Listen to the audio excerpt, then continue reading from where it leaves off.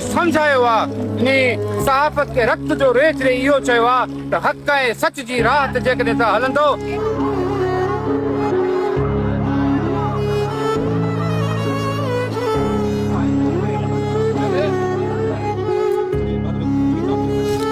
कातिल जेकॾहिं इहो सम्झो आहे त असां हिकिड़े असांजे बहादुर सहाफ़ी अॻवान खे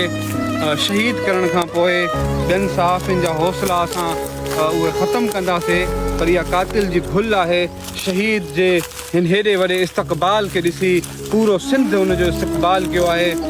उनजे इस्तक़बाल ऐं उनजे आजियां खे ॾिसी करे हर सहाफ़ी जेको कलम क़बीले सां गैरतमंद तालुक़ु रखे थो उनजे दिलि में इहा ई हाणे ख़्वाहिश आहे त उनखे बि शहादत जो मौत नसीब थिए ऐं ईअं ई उनजो जेको आहे इस्तक़बाल थिए पर यार नसरुल्लाह गॾाणी त को थी सघे थो गैरत भोतार इज़ माय फुट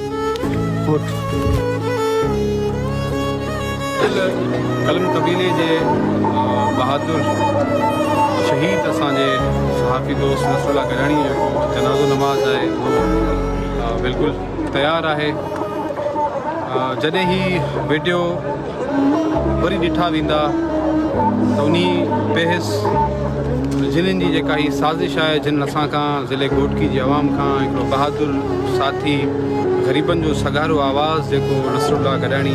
उनखे उन खसियो आहे उनखे उन नाहक गोलियुनि जो खाज बणाए उनखे जेको आहे शहीद करे छॾियो जॾहिं ही हज़ारे माण्हुनि जी जेका मोहबत आहे ऐं शहीद जी जेका ख़्वाहिश हुई त थी सघे थो त मुंहिंजे मरण खां पोइ जेको मुंहिंजो रतु आहे उनखे ॾिसी सिंध जो जेको नौजवान आहे उनमें शऊर पैदा थिए ऐं उहो इन भोतार खे ऐं सरदार के निज़ाम जे ख़िलाफ़ु उथी बीहे यकीनन यज़ीदियत जो झंडो जिन जे हथ में हो उन वरी हुसैनियत जे पैरोकार खे जेको आहे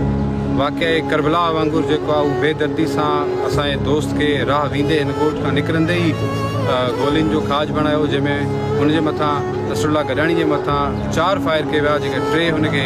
सीने में लॻा ऐं हिकिड़ो फायर जेको हुनजो मिस थियो मक़सदु चवण जो इहो धरती जा जेके गैरतमंद पुट आहिनि उहे असां सां ईअं बीहंदा तव्हां ॾिठो हूंदो त शहीद जो हर हंधि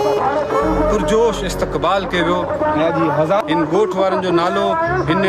ज़िले घोटकी जो नालो मीरपुर माथेलो वसी जो नालो जेकॾहिं कंहिं रोशन कयो आहे त असांजे भाउ नसरुल्लाह गॾाणी रोशन कयो आहे हीउ पोयां तव्हां ॾिसो तव्हांखे ईअं लॻंदो हूंदो त को बर में जीअं बाज़ारूं क़ाइमु थी वञनि ही शहीद नसरुल्लाह गॾाणी जे जनाज़े खां मोटंदड़ माण्हुनि जो रश आहे ही उन अमर शहीद जो जनाज़ो जंहिंमें लखे माण्हू अॼु पूरे मुल्क मां शरीक थियनि जंहिंमें सभ खां वॾी तादाद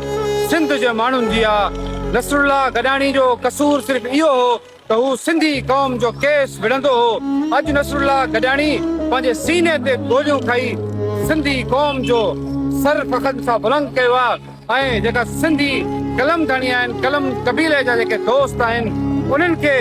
इन जो सम्झायो आहे इन सहाफ़त खे रक्त जो रेच ॾेई इहो चयो आहे त हक़ ऐं सच जी राह ते जेकॾहिं तव्हां हलंदो जेकॾहिं तव्हां मारिया वञो था जेकॾहिं तव्हां गोलियुनि जो खाज बणिजो था त तव्हां इहे अमर थी वेंदो हज़ारे लखे माण्हू जेके आहिनि तव्हांजे जनाज़नि में शरीक थींदा ऐं जेके मुख़ालिफ़ आहिनि जेके तव्हांजा दुश्मन आहिनि उनजो मुंहुं ईअं कारो थी वेंदो ही लखे माण्हू ॾिसो ही लखे माण्हू ही जेको माण्हुनि जो जज़्बो आहे हर दिलि जे अंदरि हिन टाइम नसरुल्लाह गॾाणी जी जेका मोहबत आहे उनजो जेको जज़्बो आहे उहो सरशार थियो आहे ऐं हर ज़िले घोटकी जो पर पूरी सिंध जो जेको नौजवान आहे उहो नसरुल्लाह गॾाणी जी राह ते हलंदे शहीद थियण जो शौक़ु रखे थो नसरुल्लाह गॾाणी सहाफ़त जो ताज हुयो सहाफ़त जो नक हुयो जंहिं अॼु शहादत जो जाम पी करे घोटकी जी सहाफ़त जो ॾाढो ऊचो कयो आहे यकीनन कातिल ऐं क़त्ल कराईंदड़ अॼु शर्मसार हूंदो नसरुल्लाह जे जनाज़े में लखे माण्हू आहिनि अॼु उहो कातिल उनजा हथ कंबदा हूंदा उनजी दिलि ते लर्ज़िश हूंदी शहीद नसरुल्लाह हमेशह जे लाइ अमर थी वियो ऐं सहाफ़त जो नक ॾाढो ऊचो करे वियो वेंदे वेंदे हिकिड़ी ॻाल्हि शहीद जे खून जो कसम खणी चऊं था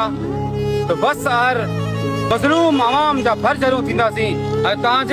तव्हां जंहिं जुमिले जा बानी आहियो असां उनजी पोइवारी कंदासीं ऐं जुमिले खे कॾहिं बि मरण न ॾींदासीं सरदार भोतार माय फुट